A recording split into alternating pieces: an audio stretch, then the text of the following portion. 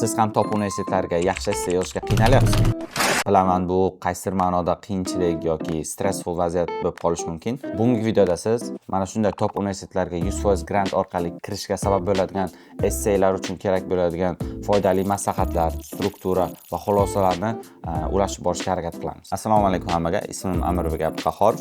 Men dunyoda top 50 talikda turadigan New York universitetiga $200,000 grant orqali qabul qilindim va bundan tashqari dunyoda 128-o'rinda turadigan University of Sapienzaga Fulbright grant orqali va bundan tashqari yana boshqa grantlar, masalan Turkiya burslari, Stipendium Hungaricum grantlariga ham qabul qilinganman. Xudo xohlasa shu yilning yozida dunyoda top 25-o'rinda turadigan The University of Sydney universitetiga Fulbright grant orqali o'z o'qishimni boshlayman va meni El-Yurt umidi jamg'armasi barcha sarf xarajatlarimni qoplab beradi. Qani unda boshladik. Xo'sh, birinchi masala bu essay maqsadini to'g'ri tushunish. Xo'sh, sizdan admission officerlari akademik natijalaringizni emas, sizni inson sifatida kim ekanligingizni essayingiz orqali, ya'ni personal statement orqali tushunishga harakat qiladi.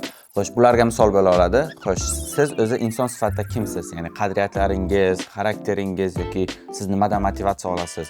Mana shularni to'g'ri yetkazib berish orqali siz o'zi inson sifatida kim ekanligingizni ularga ko'rsatib bera olasiz. Va bundan tashqari siz qanday qilib o'sasiz? Ya'ni xatolardan to'g'ri xulosa chiqarasizmi yoki bundan tashqari universitet tomonlama kampus hayotiga qanaqa qilib moslasha olasiz? Ya'ni sizdagi bor shu soft skill bo'lishi mumkin yoki hard skilllar orqali sizda bor barcha sifatlarni essayda yetkazib berish orqali siz admission officerlarga ko'rsata olish imkoniyati bu. U yerda qanaqadir GPA, honors, extracurriculars haqida yozib chiqiladigan, ya'ni order bilan yozib chiqiladigan joy emas. Chunki bilamizki, honors uchun, extracurriculars uchun yoki GPA uchun alohida o'zimiz bizlarda, ya'ni Comlab'da qismlar bor. Ya'ni siz yozadigan essay bu faqatgina extracurriculars haqida yoki GPA haqida bo'lib qolmasin, balki aksincha siz yozadigan essayga kerak bo'ladigan kontekstda honors haqida yoki extracurricularsni shunchaki kontekstga moslab qo'shib ketsangiz, bu yanada essayingizni kuchliroq qilishga yordam beradi. Qisqa qilib aytganda, essay bu admission officerlarga o'zingizni tanishtirish uchun imkoniyat.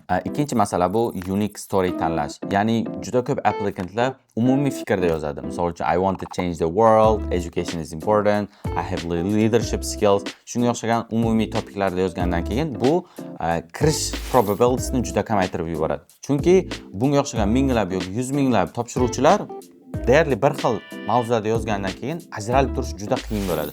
Shuning uchun bunga yechim sifatida siz o'zingiz hayotingizdan kechirgan hikoya haqida yozsangiz, bu juda bir mazmunli bo'ladi va o'zingiz bir emotsiya qo'shib ham yozsangiz bo'ladi. Bu orqali siz o'zingiz uchun qisqagina formula yasab olsangiz ham bo'ladi. Ya'ni bu specific moment, a lesson learned, a personal growth and future impact. Misol uchun men NYU universitetiga yozgan essayimda My life without my parents, living with my grandparents. Ya'ni ota-onam chet el ketganliklari sababli buvimlar bilan yashaganligim va qanaqa qilib responsibility'ni take qilganim yoki lesson learn qilganim, ya'ni mana shunaqa qiyin vaziyatlardan chiqib ketishim, ukamni take care qilishim, yo bundan tashqari personal growth tomonlama qanaqa qilib soft skilllarni rivojlantirganim, future impact tomonlama mana shu vaziyatda qanaqa qilib men soft skillarimni yoki hard skillarimni rivojlantirganim va bu menga qanaqa qilib universitetda yaxshi chiqib ketish yoki o'rganganlarimni o'z universitetda qo'llashimga yordam berishini ham essayda keltirib o'tganman. Ya'ni qisqa qilib aytganda, story boshida va oxirgi nuqtasida sizda qanaqadir personal growth, professionally bo'ladimi, socially bo'ladimi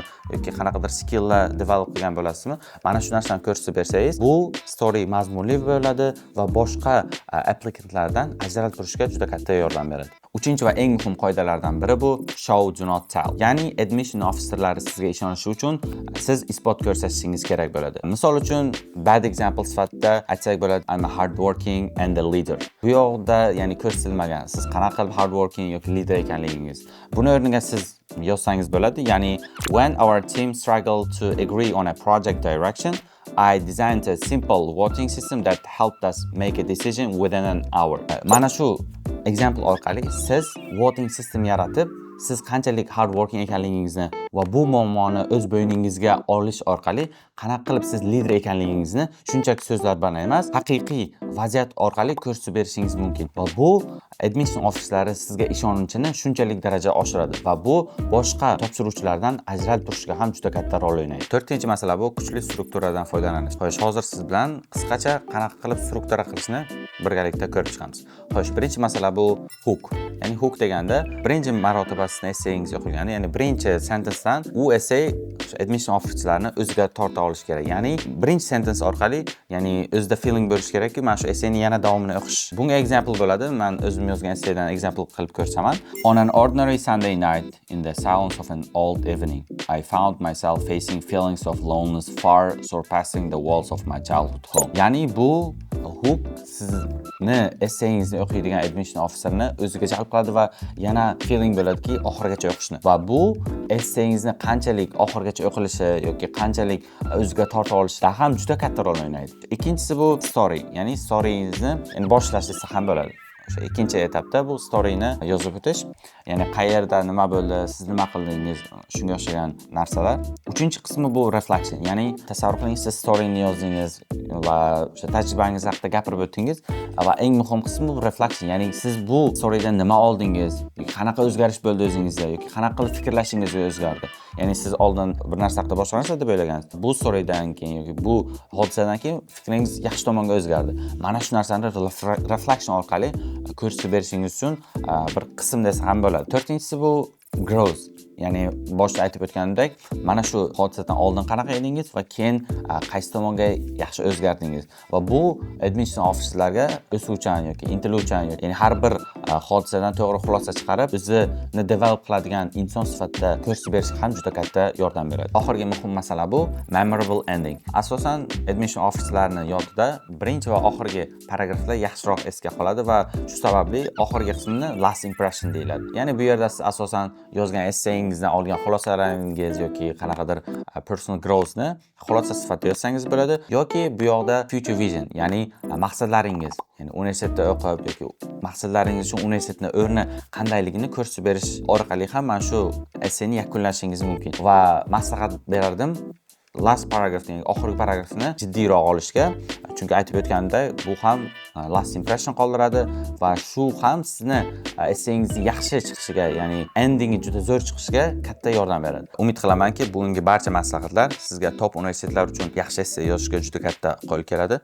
Agarda sizga yanada ko'proq ma'lumot va yordam kerak bo'lsa, sizni albatta SAT Tashkentda kutib qolamiz. So, with SAT Tashkent, you will never walk alone.